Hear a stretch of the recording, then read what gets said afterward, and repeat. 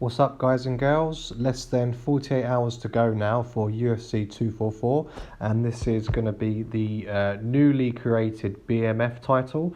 This is a one-off bout which will not be defended, and it's been specially designed for this fight with Masvidal and Diaz. Diaz actually coined the phrase of it, saying BMF being baddest motherfucker or best motherfucker in the room.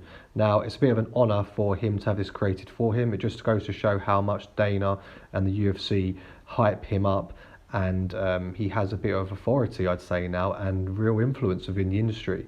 Obviously, we had a scare last week when it came to the reported drug issue with Diaz, which was obviously then found to be clean. It has obviously raised some concerns with UFC and USADA for obviously potentially fixing previous tests on athletes, whether they've tested positive for steroids or not. Obviously, Diaz being a very real guy and honest and open, he was like, I don't care. I don't want to be in this fight for the money, and I'm not going to be able to live with myself with a title if I cheat. And I believe him. This guy doesn't seem like a cheater.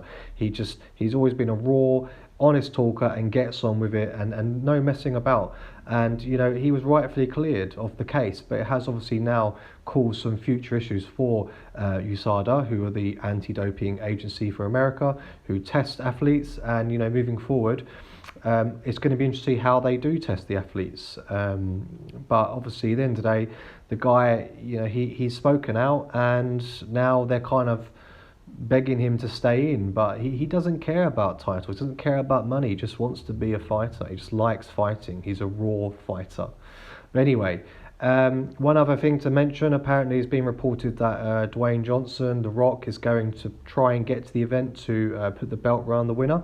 That would be interesting to see if that happens. Be pretty cool as well. But ultimately, who cares? I just want to see who wins. But anyway, getting on to Diaz, as before we saw, he took 3 years off from the industry, and he claims it's because no one in the game was good enough. He then saw Pettis, he became on his radar. He came back, he said, I'll fight him, and what did he do? He beat him. He beat him very easily as well. And, particularly when it came to showing his cardio levels, there was another level there, even though he's a massive stoner. So, the guy has done well. No one can take that away from him. And, some people say he's being really arrogant and cocky and overconfident. But I think he has every right to think that way and to come across in that way.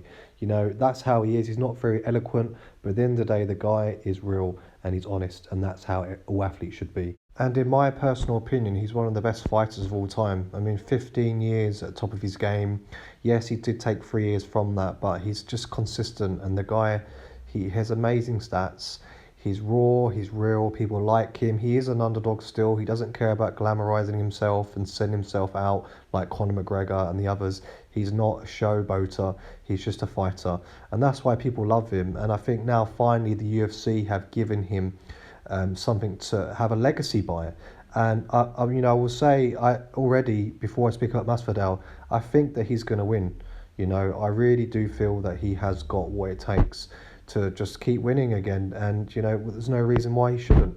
So good luck to you, Diaz. To his opponent, Jorge Masvidal. Now, some of you may have seen in the earlier clips just there his last fight, which was UFC 239, July the 6th, 2019, where he actually landed a flying knee to Ben Askren, and this was his first fight in 18 months. And he actually set a UFC record for the fastest knockout in history at 5 seconds, which is unbelievable. People couldn't believe it. And this is why Diaz, in his last fight at Pettis, called out Masvidal in the crowd. And Masvidal, like Diaz, he's not scared. He's a fighter from the beginning. This guy, you just saw there the clip with Kimbo Slice, who actually basically introduced him into the industry in the early days of YouTube. And he's someone who's always fought his way up and been a raw fighter, a street fighter. He's admitted he was scared. Sometimes people will bring weapons and whatnot, but ultimately he's a fighter. He's not some pretty boy trying to glamorize the sport for money. But looking at his stats, he has had a lot more losses by decision opposed to Diaz. Overall, 47 fights, 34 wins, 13 losses. So his stats are good.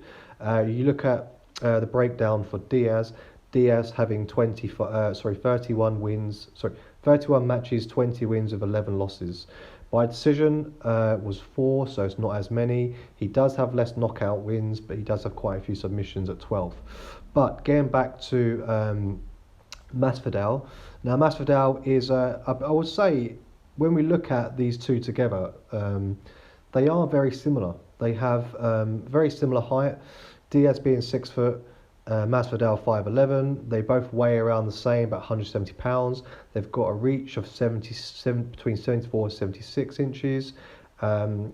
Diaz's stance, however, is southpaw, whereas Masvidal is orthodox.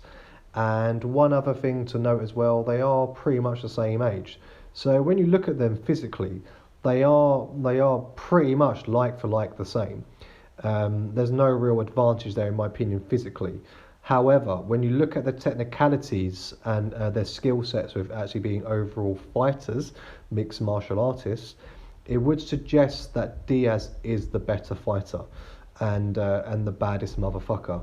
However, as we know in this sport and all martial arts sports, that can change very quickly. There was a lot of people who had, in Masvidal's last fight, they actually had his opponent for the win. So Ben Askren was actually, shouting his mouth off like a lot of athletes do and saying he's got this, blah, blah, blah, and people on his side. But as we saw in 5 seconds, that was not the case. And obviously, it might have been a lucky shot. He hit him in that sweet spot, but it doesn't matter. He annihilated him. And that definitely caught the attention of Diaz and other people in the industry, whether it be sports journalists, other fighters, organisers, event organisers. It doesn't matter who it was. People were like, who is this guy? This guy's back on the radar, and even more so. And, I really think looking at him again, he's going to put up a real good fight. He's not going to be, throwing the towel early. If he's hurt, he's going to keep going. He's going to be hard, just like Diaz. He's not going to want to quit. He has a lot riding on this. I don't think he's in it for the money either. I do feel that he also is just a man who likes to fight, loves the adrenaline. I wouldn't say that he's just a savage or he's, how can I say, rough around the edges. I would just say he's a polished fighter.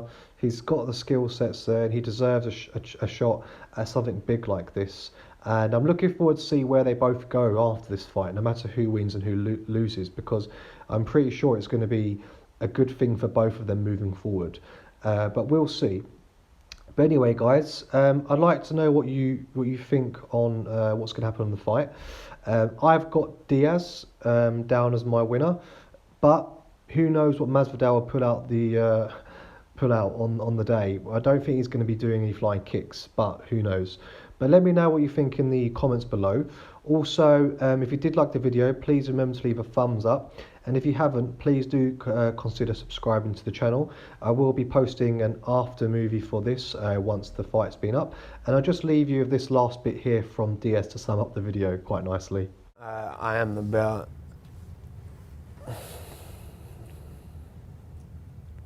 And I believe that he is too now, Masvidal.